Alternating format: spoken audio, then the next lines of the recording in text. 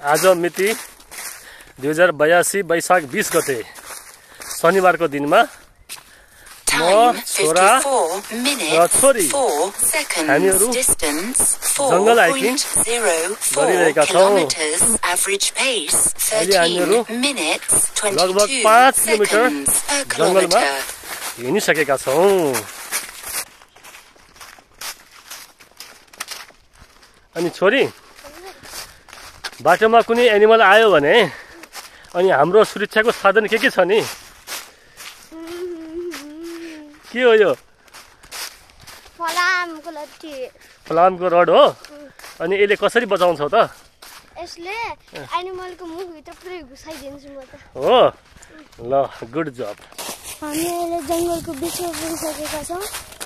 अझै हामी धेरै जति जानेवाला छौं। लगभग हामी 6 किलोमिटर पुग्न थालिसक्यो। दृश्य पनि राम्रै छ। ब्याक क्यामेरा देखाउँछौँ। गाउँ जाने हैन? Activity paused.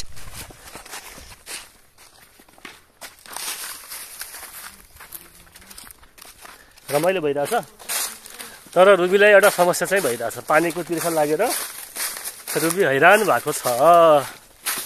यहाँ हामी धेरै रुखहरू पनि देखिरहेका छौँ। रुख मात्र देख्यौ? अरु के देख्यौ त? धेरै प्रकारका कस्तो अर्कै अनि मंकीहरू पनि देख्यौ नि हैन? अब टाइगर देखिन्छ कि आज? टाइगर देखियो भने त हेलो हाई बाई गर्नु पर्ला नि हैन? ल ठीक छ। रमाइलो भइरहेछ हैन? खै त पछाडीको छोरा त केही पनि बोलिरहेको छैन। एकदम साइलेन्ट मोडमा छ। पुरै एनिमल आयो भने अट्याक गर्ने तयारी गरिरहेको हो कि के हो? पुरै पोजिसनमा हो? ल ठीक छ। हामी जति अगाडि गइरहौँ त्यति नै साँघुरो बाटो। यहाँ रुखहरू पनि धेरै छन्।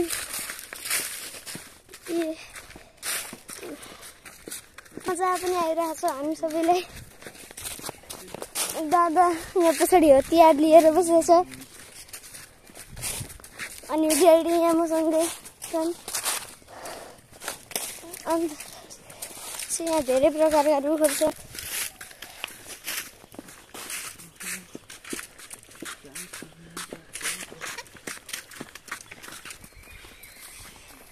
दादा हजुर पादा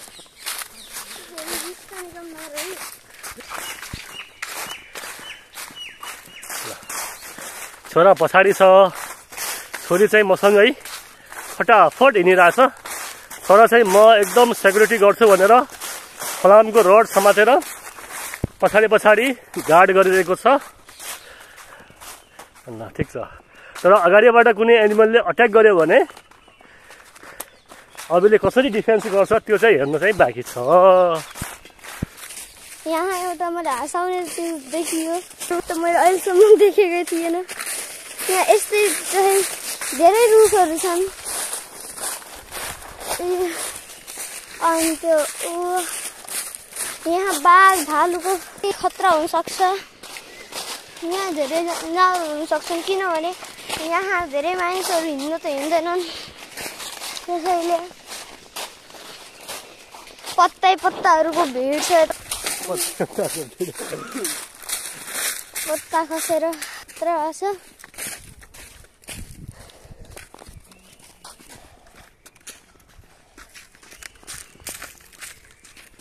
सिन पनि रहेको राम्रो रहेछ। यहाँनिर यस्ता माटाका के बनाएर छ। यो termite kilo. Time 1 hour 4 minutes 36 seconds. Distance 4.80 kilometers. Average pace 13 minutes 27 seconds per kilometer. त्यो सर्भाइभल स्किलमा त्यसलाई खान्छन्। त्यसको चाहिँ भित्रको एग्जहरूलाई खान्छन्। यहाँ दादा केही बोल्न चाहनु? केही चाहन्न। म सिग्न म बोल्दैन।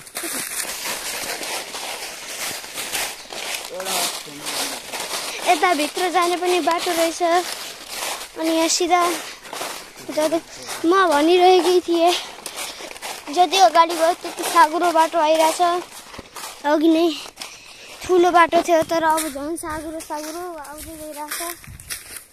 तर चिन्ता गर्नु पर्दैन, हामीहरूले यो बाटो हराए पनि हामीहरू चाहिँ मोबाइलमा चाहिँ नेभिगेसन गर्ने हाम्रो जिपिएस एप्स छ। त्यो एप्सबाट हामी मजाले नेभिगेट गरेर आफ्नो गन्तव्य स्थलमा पुग्न सक्छौँ। यहाँ सानसाना रुखहरू पनि धेरै रहेछन्। अनि यो मैले अहिले जाने एउटा घिमौराको रुख। अनि दादा यहाँ फोड्न गइरहेको छ यसलाई।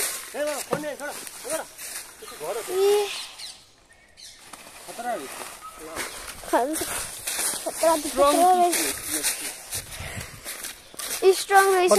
त्यो टर्माइटलाई चाहिँ बनाउन कति त्यसमा टाइम लाग्छ भन्ने थाहा छ। त्यसको समस्या हो त्यो। अनि यहाँ राता राता कलरको फुलहरू पनि छन् जस्ता।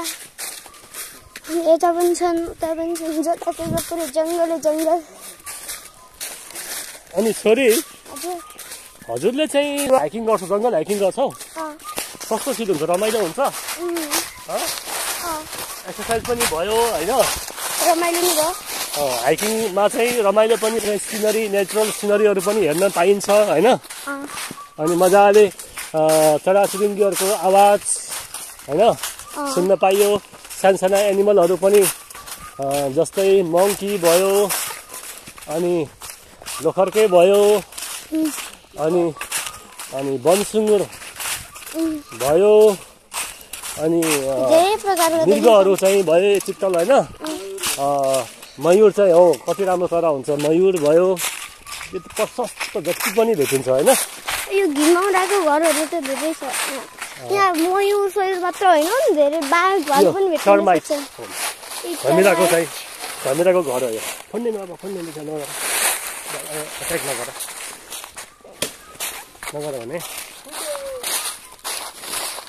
Time 1 hour 8 minutes 9 seconds. Distance 5.05 kilometers. Average pace 13 minutes 29 seconds per kilometer. माथि पनि पुरै रुखहरूले ढाकिरहेछ नि। यहाँ जस्तो भए पनि मजा आइरहेछ, रमाइलो भइरहेछ होइन? तर एउटा मात्र सजाय भएको छ रुबीलाई, पानीको प्यास लागेर आफत भएको छ। अब जङ्गलमा पानी भेटिने चान्स छैन, त्यही भएर अब रुबीले दुःख सुख गर्दै गइरहेको छ। अब केही छैन, लगभग 4-5 किलोमिटर हिँडेपछि हामी पानी भएको ठाउँमा पुग्छौँ। चिन्ता गर्नु पर्दैन होइन? त्यति अहिले लगभग हामी हिँडेको त धेरै भइसक्यो, तर यो रेकर्ड गरेर आएको चाहिँ हाम्रो लगभग 6 किलोमिटर 6.5 किलोमिटर भयो होला। हिँडिरहेको त धेरै भइसक्यो, लगभग 8 किलोमिटर पुगिरहेको होला हिँडिरहेको त। यति भन्दा अब म यो भिडियोलाई बन्द गरिरहेको छु। लास्टचोटि हजुरलाई हामीहरू अब एउटा सिन देखाउँछौँ। यहाँनिर बाटो सागरो देखेको छ। त्यहाँ पनि यस्तै रुख रहेको छ। खतरा रुखहरू छन् यता। ल ठिक छ, अब नेक्स्ट विकमा स्याटरडेको दिनमा फेरि हामी जङ्गल हाइकिङ गरेर भिडियो रेकर्ड गर्ने। Okay by.